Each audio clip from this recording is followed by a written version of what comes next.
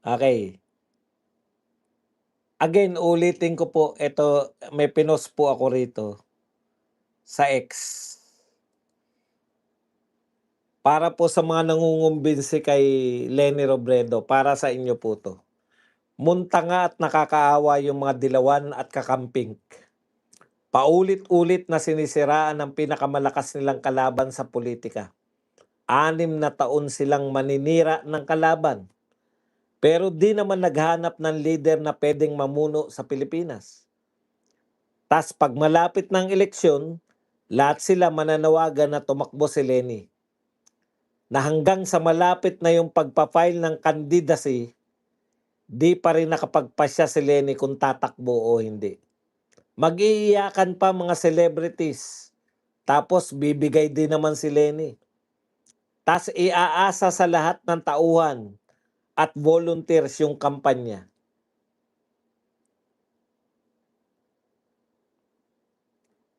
Tas magpapa-concert ng libre, daming dadalo. Pati mga supporter ng kalaban, pati supporter ni BP Sara, dadalo dyan sa libreng concert. Tas tatambakan ni BP Sara, si Leni Robredo. Tas sasabihin niya, dinaya tayo. Magtatayo ng NGO na magtatayo ng museum ng mga naganap sa kampanya. Pagkatapos, uulitin na naman nila yan sa susunod na eleksyon. Ay, hindi tayo dinayo. Kaya walang kulay ang ating ang ating talakayan. Ginaya lang ni Chua yung dasal. Hindi po, pinost niya po yung dasal ng may dasal. Hindi po siya ang original yan, hindi niya po ginaya. Pinost niya po yung dasal na nakita niya na bagay para sa kanya. Ilang beses ko bang sasabihin na, no way, Mr. Chair. Yan. Boss Bad, si Luis Tro, di nga kinaya si Karen Davila. Paano pa si Senator Marcoleta nang babara sa kanya? Correct. Di ba? Hindi ka nga makapagpaliwanag. Sanay kasi sila na walang kumukontra sa kanila. Di ba sabi, sa Badilima ang Supreme Court ay Sarah's Court? Bakit sa kaso ni Karandang, Boyd? Pinagdidiwang nila, di ba? Ganyan yun sila eh. Pagpabor sa kanila, yung sinasabi ng Supreme Court, pupurihin nila. Ang galing. Justice prevail. Pero pag hindi pabor sa kanila, Sarah's Court kasi yan eh. Nagdadrama grupo ni Leni. Tatakbo lang si Leni pag alam niyang maraming donors. Pagkatapos manalo, pagkatapos matalo ka mo, hindi naman mananalo yan.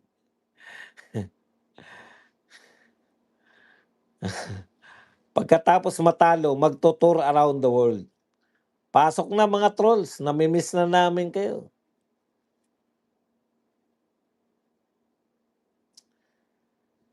Kung si Leni ay manalo sa presidency, si Drilon ang tatayong presidente?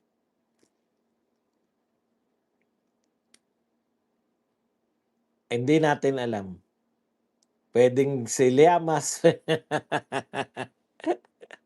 Hindi natin alam eh. Kasi yung mga imposible, hindi ko na po pinag-aaralan. Duterte pa rin, Ma'am Sorina. Yan. Natauhan ata yung troll kanina. Good evening, Kuya Badong, like Dan. Tumalino na yung trolls, Boss Buds. Sensya na, late ako. Yan. Okay lang yung Vilma.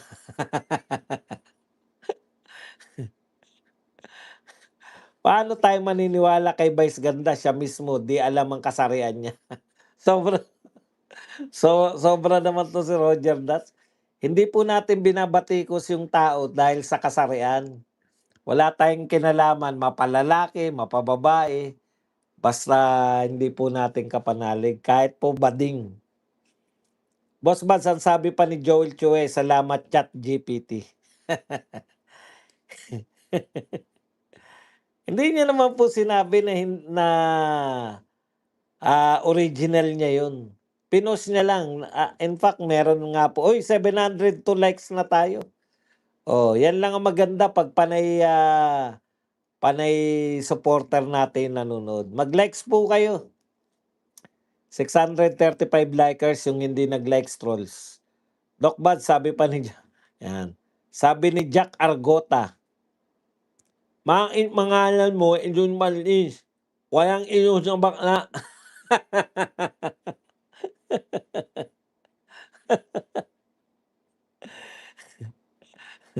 Jack Argota. Si Jack ba yan, yung singongo?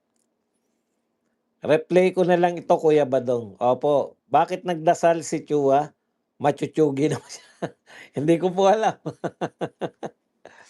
Thanks for the correction.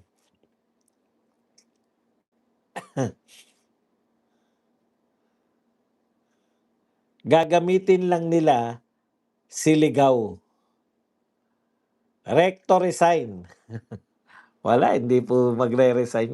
Paborito talaga ni Arn Maniaco lang salitang pinagsamantalahan, Doc Buds. Huwag nating kalimutan ang ginawa niya kay Ma'am Sara Balabagan. Coops talaga. Coops. Hindi pala pwedeng mag-serve ng warrant paggabi, lalo na kung may piyansa. Maliban lang pag walang piyansa dahil pwedeng magtago. Kaya laya na bukas si Jason sa. Nakulong na nga ng 4 na araw.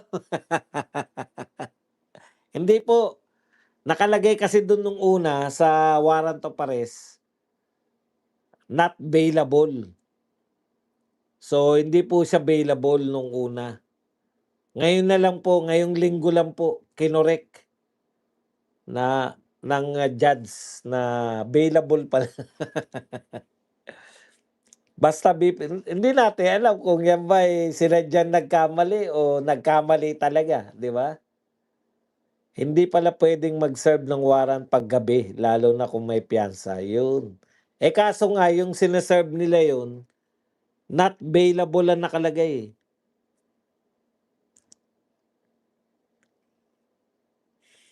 Basta BP Sara solid 2028. Si Kong Chua parang 3 o'clock pa. You die Jesus. Dati uso yan, no? Nung may time na tuwing 3:00 talaga, hindi pa ganong uso yung ano yung hindi pa ganong uso yung ano, yung internet nun, di ba? Nanonood pa lang tayo ng TV. Oh, you died Jesus na. Imbes na sabihin na 3:00 na Oy, you died Jesus na, hindi nyo pa nahugasan yung pinagkainan nyo ng tanghalian. You died Jesus. Yun yung tawag natin sa 3 o'clock prayer, you died Jesus.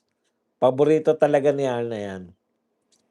Basta BP Sara, solid 2028. Si Kong Chua pa, sasang-ayon ba majority judge sa pre-trial mo, Tuta Soto? Pag nabuwisit pa sa kanya yung mga majority, tanggalin pa siya Di ba? Gandang gabi, Boss Buds. O yan ang unang sabit niya, yung magkakaroon pa ng pre-trial. Like that. Sir Buds, wala nang alalahanin si Chua kasi malamig na naman siya sa hell. Kasi sa dami na engineers na makakasama niya. Sharon Cuneta at Vice Ganda, endorser ni Lenny. Bakit in and out si BBM sa ospital? Pwede naman niyang kontakin yung malabanan para yun yung sumips sa FC niya.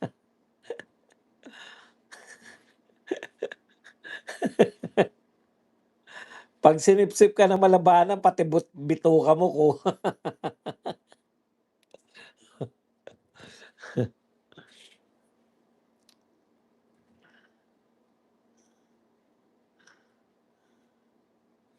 Boss Bats, taga-Canada ako. Kumusta po ang klima dyan? Sing-init na ba ng politika sa ating bayan? Opo, napakainit po dito ngayon sa Pilipinas. Boss Bats, ayan, salamat po. Dan like na po, Sir Badong. Yan, walang troll ngayon. Oo nga na-miss ko kaagad Masaya pa naman pag may troll. Kasi yung mga tanong nila talaga interesado sila. Rector resign, sabi ni Lilia Kasim. Thank you very much, madam. sa $199 na pangkape. Doc Bads, kuwang-kuha mo si Boss Jack Argota. Sabi ni Kapunan, lutang daw si BP, may saltik na din yung abogado. Tignan nyo po kung saan po lumabas yung mga yan. Alam mo si Kapunan, alam mo Madam Kapunan, matagal na pong hinahamon ni BP Sara yung ating presidente. Dalawa ang test niya, psychological tsaka hair follicle test. Si BBM hair follicle lang. Napaka one way nyo naman. Bakit si BP Sara lang ang gusto nyo mag-test? Tama nga yun, dalawa sila mag-test. Willing si BP Sara, di ba? Hayaan lang ang mga trolls, pampadami din sila. Wala nga trolls eh. Namimiss ko nga eh. Mag-likes po tayo, 765. Wala pa po sa kalahati yung likers natin. Salamat sa pakulay. Boss, hanggang kailan yung need makalap ng 105 votes? Aabot ba? Malamang aabot. Elsar, salamat Lilia Kasim. Tuta Soto, pre-trial ka pa? Sabihin mo na lang na di kaya ng utak mo. Kaya po pre-trial kasi hindi nila alam yung mga ebidensya ni BP Sara eh. Gusto nila wala na raw biglaan. Paano walang biglaan? Paano yung impeachment, boss? Pwede ba magtanong yung mga abogado ni BP o si BP para sa mismong testigo ng prosecution? Yan pong impeachment, trial na po yan. Diyan po, tatanungin na talaga. Icha-challenge na yung, kunwari si Madriaga. Yan, tatanungin na po yan ng mga abogado ni BP Sara. Pwede na po, dapat tanungin na. Hindi pwedeng tanungin. Pag may nilatag pong ebidensya, kukwestiyonin po yung ebidensya. Mukhang absuelto si Mr. Jason sa kaso. Sana ba?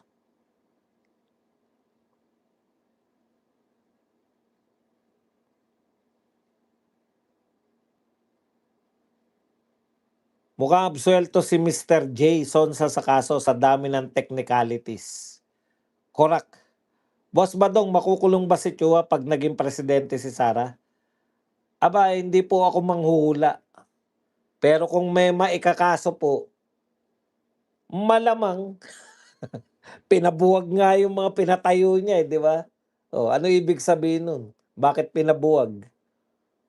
Labag sa batas yung pagpapatayo ng barangay sa sa may bangketa. Paano impeachment, boss? Pwede ba magtanong? Pwede po. Grabe naman, crazy. Vice Vlog, pag gusto mo kulto ni Vice Ganda, punta ka sa Thailand. Magpa-transfer. Ayan. Libel, wala bang piyansa? Bendalo again. Hindi po, tinama na po. Tinama na po ng judge. Pwede na po magpiyansa. Watching from UK, support Inday Sara. Chiara. Yan. Pinahamak ni Ralph si Vilma sa mga OFW, ARCO. Okay naman po. Yan. Sir Bads, matitigok na po ba si BBM?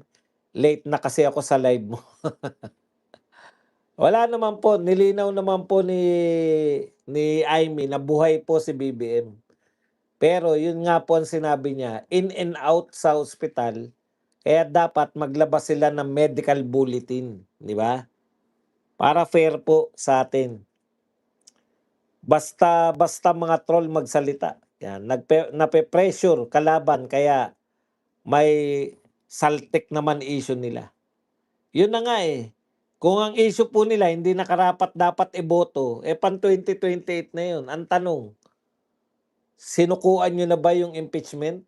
Bakit pang ano na yan, pang 2028 na yung mga banat nyo kay BP Sara bigla?